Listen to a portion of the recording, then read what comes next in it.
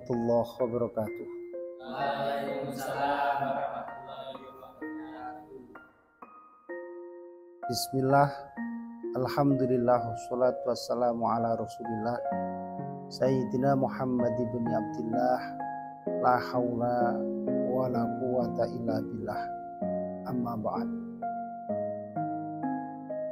Pemirsa yang budiman, anak-anak sekalian yang berbahagia, patut kiranya kita sebagai manusia yang sempurna untuk selalu berpikir terhadap apa yang telah diberikan oleh Allah kepada kita. Baik itu merupakan satu nikmat yang tampak dengan kasat mata atau nikmat yang tidak bisa dilihat tapi bisa dirasa, yakni ada 5 huruf paling tidak, dan itu menjadi tren pada setiap orang dan semua orang mempunyai itu semua, yakni masalah cinta. Pemirsa yang budiman, bahwa seseorang bila mampu mendayagunakan cinta, maka dia akan menjadi penghuni surga yang luar biasa. Namun sebaliknya, bila dia tidak bisa mendayagunakan cinta, maka ia akan terjerembab dalam kehidupan yang sangat nista. Artinya ada 2 hal, 2 prinsip bagaimana kita bisa bersikap, bagaimana kita bisa memanajemen, bagaimana cinta itu menjadi suatu yang luar biasa. Orang banyak mengatakan cinta adalah cerita indah tiada arti. Namun sebenarnya bukan, bahwa cinta adalah pemberian yang maha cinta Allah Subhanahu wa Ta'ala terhadap rasa pada setiap manusia, dan itu bila sekali lagi didayagunakan dengan baik, bisa juga cinta ini akan menyelamatkan ketika di saat waktu itu semua orang pada bingung untuk mencari keselamatan, yakni ketika di hari kiamat. Dalam satu sebuah hadis dijelaskan, termasuk orang yang 7 orang yang akan mendapatkan perlindungan Allah di saat tidak ada perlindungan sama sekali adalah 2 insan yang memadu kasih karena Allah dan berpisah pun karena Allah. Rajulun tahabba fillah wa tafarraqa fillah.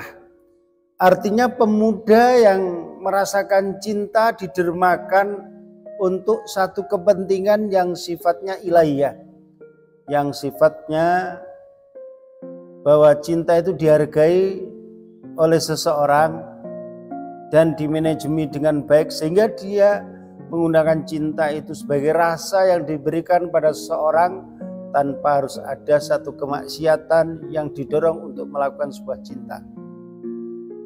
Artinya anak-anak sekalian yang berbahagia, bahwa rasa itu memang ada dan tidak boleh tidak ada. Namun yang terpenting bagaimana kemudian kita bisa menjaganya agar betul-betul cinta ini membawa manfaat yang luar biasa. Yuhsarul mar'u ma'a man ahabba. Yuhsarul mar'u ma'a man ahabba. Bahkan seseorang nanti itu akan dikumpulkan di surganya Allah bersama orang-orang yang dicintai.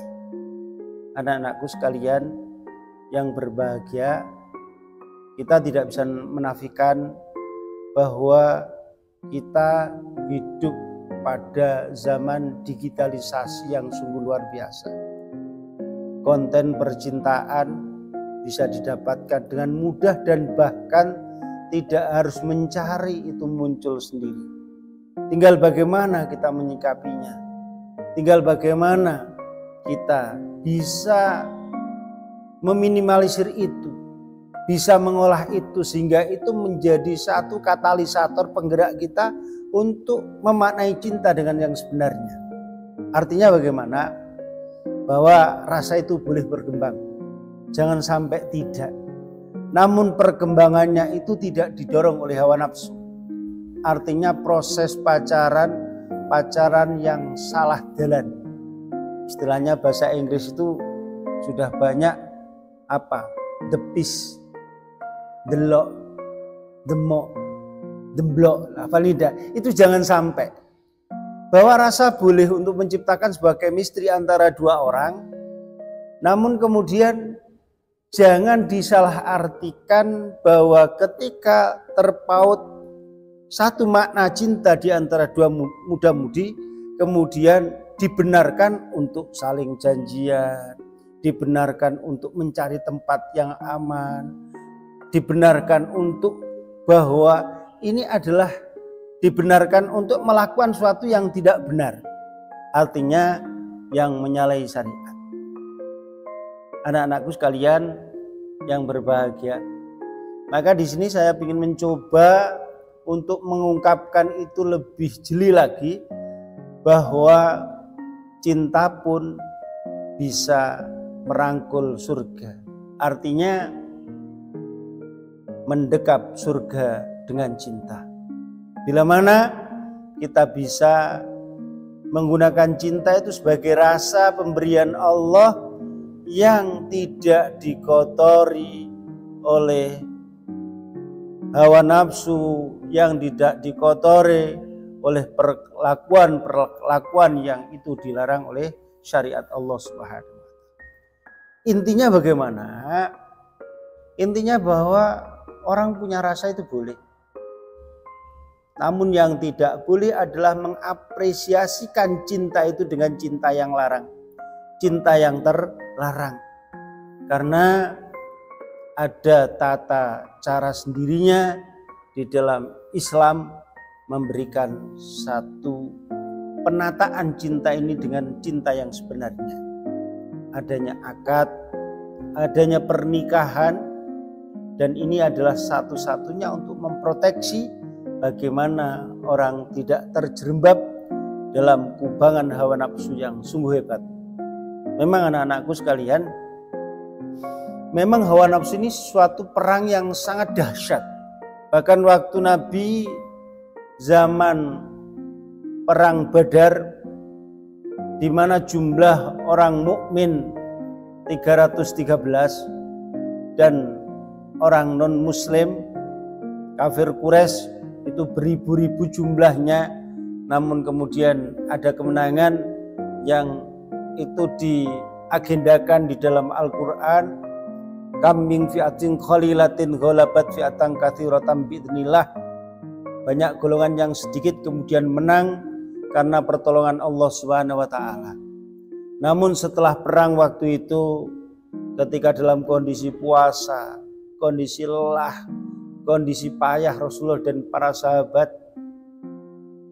maka Rasul mengatakan ada satu perang yang lebih dahsyat lagi, yakni perang melawan hawa nafsu. Perang melawan hawa nafsu. Ini begitu dahsyatnya karena apa? Setiap orang itu diberi nafsu. Ada nafsu amarah, ada nafsu lawwamah, ada nafsu mutmainnah, ada nafsu yang tenang, ada nafsu yang sempurna, ada nafsu yang selalu untuk melakukan suatu tindakan baik. Namun pada dasarnya nafsu itu selalu mengajak pada hal ketidakbaikan. Innan nafsa la'ammaratun bisu. Jadi sesungguhnya nafsu itu mengajak untuk melakukan suatu tindakan yang baik. Mengapa demikian? Karena motornya, karena nakodanya adalah setan. Dan setan itu jelas musuh terbesar manusia, di mana setan bisa melewati jalan darah manusia, sedangkan manusia tidak bisa melihat setan. maka akan lebih gampang setan memperdaya manusia dibanding manusia memperdaya setan. Nah, anak-anak yang berbahagia, jadi ini kemudian dibalik nafsu yang dikatakan oleh Rasul sebagai jihad yang paling kuat dan paling berat. Ini adalah semua ujian bagi setiap manusia. Bukan hanya pelajar, bukan, semua manusia tua muda, semua diuji dari bagaimana dia bisa mengendalikan hawa nafsu tersebut. Kalau seseorang tidak bisa mengendalikan hawa nafsu, maka dia pun akan mengikuti dan terjerembab dalam kenistaan. Namun bila manusia mampu mengendalikan hawa nafsu itu, maka dia akan sukses dan menjadi hambanya Allah yang siap mendapatkan surganya. Anak-anakku sekalian yang berbahagia, bagaimana kemudian dengan muda-mudi yang sekarang sungguh luar biasa, di mana objek, di mana bahan untuk melampiaskan cinta yang terlarang itu sudah didapat tidak jauh-jauh dari sakunya sendiri. Bagaimana caranya agar kita bisa memproteksi hal itu sehingga meminimalisir agar nafsu ini bisa terjaga dan kita menghargai makna cinta itu bagaimana? Maka dalam satu dijelaskan oleh Imam Al-Ghazali dalam kitabnya Mungkit Minadh Dhalal, jadi jadikan nafsu ini sebagai kuda dan dikendalikan dengan akal. Akallah yang mampu mengalahkan, akallah yang mampu memperdaya nafsu sehingga nafsu tidak akan keluar, nafsu tidak akan melakukan suatu hal yang menyalahi aturan karena disitir, karena dinakodai oleh akal. Jadi sehingga orang akan berpikir cerdas. Kenapa demikian? Mengapa terjadi hal-hal yang tidak diinginkan seperti the beast tadi, demek, delok dan lain sebagainya? Karena orang itu kalau dikuasai nafsu, 2/3 akalnya akan hilang. Berarti berapa yang masih tersisa akalnya manusia ketika 2/3 akalnya, berarti berapa? Dari 100%, ketika dikurangi 2/3 akalnya, berarti akalnya tinggal berapa? Akalnya hilang 66, berapa? 3 apa 4 ya? Berarti akalnya tinggal 33, sedikit ya. Artinya ketika akal ini tidak sempurna, tidak 100%, maka orang kalau sudah dikuasai nafsu, mereka sudah tidak bisa berbuat apa-apa. Mereka tidak bisa memproteksi, bahkan akan terbawa dan tergerus oleh derasnya nafsu. Dia tidak tahu tempat, dia tidak tahu bagaimana itu dilihat orang, tidak tahu karena apa? Akalnya sudah hilang. 2/3 akalnya hilang. Bahkan dikatakan dalam Syekh Bushairi mengatakan bahwa orang itu kalau menuruti hawa nafsu diibaratkan seperti anak kecil yang menyusu kepada ibunya. Maka bila tidak dilepas, nafsu itu akan terus bergejolak dan terus berupaya sampai betul-betul mendapatkan apa yang diinginkannya, apa yang diinginkannya. Maka dari itu anak-anak, kita mencoba. Semua orang berpotensi untuk digoda. Bagaimana kemudian bisa menjaga cinta tersebut? Paling tidak cinta yang didasari nafsu harus diupayakan, harus diproteksi dengan berpikir akal jernih, menggunakan akal sebagai kendali agar kita tidak terjerumus dalam kubang yang kebablasan. Mengapa sih kemudian itu tidak boleh? Mengapa?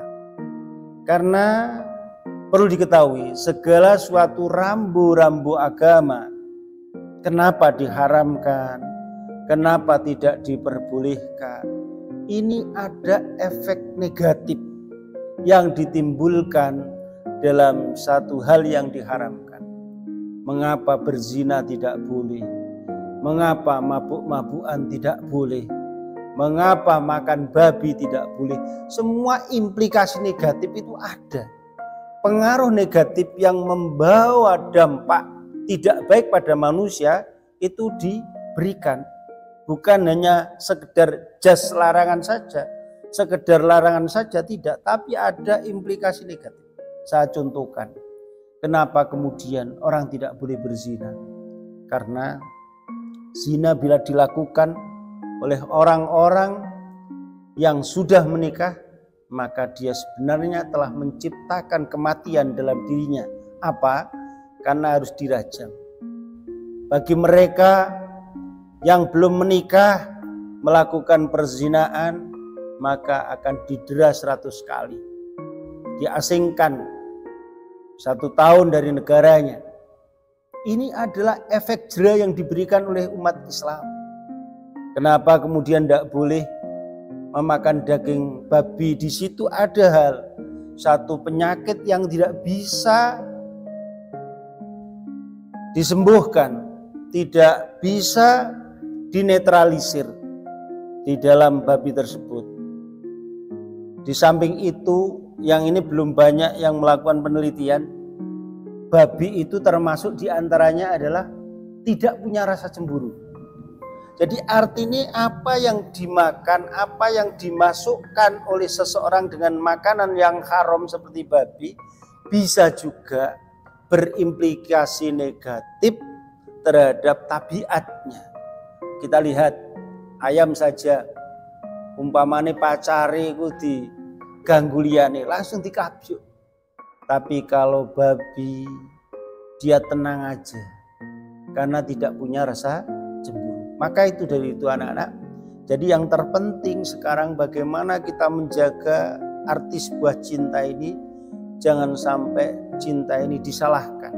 Rasa boleh, jangan sampai diprotek, jangan sampai ditahan, malah menjadi bahaya.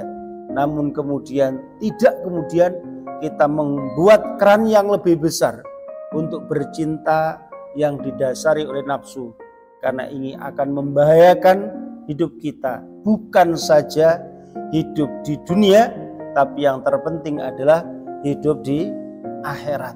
Ini adalah sebagai pengganjal kita untuk mendapatkan surganya Allah karena cinta yang kebablasan, karena cinta yang tidak benar. Karena apa? Karena di situ ada dosa. Ada dosa. Ketika orang melakukan satu perbuatan maksiat ada dosa. Dan ketika belum dimaafkan oleh Allah, maka ini sebagai pengganjal, pengganggu orang menuju cita-cita yang terbesar dalam hidupnya, yakni mendapatkan surganya Allah Subhanahu wa ta'ala. Maka dari itu kita berupaya untuk mendermakan cinta ini betul-betul sebagai upaya untuk mendapatkan surganya Allah Subhanahu wa ta'ala. Bahkan dikatakan dalam sebuah hadis, orang yang lagi menyinta, orang yang lagi cinta punya pacar, dalam tanda kutip dia senang pada seorang, kok tidak diucapkan, tidak pernah diceritakan kepada orang lain, dipendam sendiri dan kemudian dia mati, maka dia adalah termasuk orang yang mati syahid. Ini luar biasa, mati syahid dalam mempertahankan cinta. Tapi syaratnya tidak boleh diomongkan ke siapapun, ditahan dalam diri. Ini akan menyebabkan satu kemuliaan seorang karena cinta. Jadi cinta itu tidak direalisasikan, diaplikasikan dalam satu yang negatif. Ternyata cinta juga membawa pengaruh yang luar biasa, mendapatkan satu rahmat Allah, yakni mendapatkan surganya Allah. Demikian, mohon maaf apabila ada kurang lebihnya. Wal afa minkum, wassalamualaikum warahmatullahi wabarakatuh.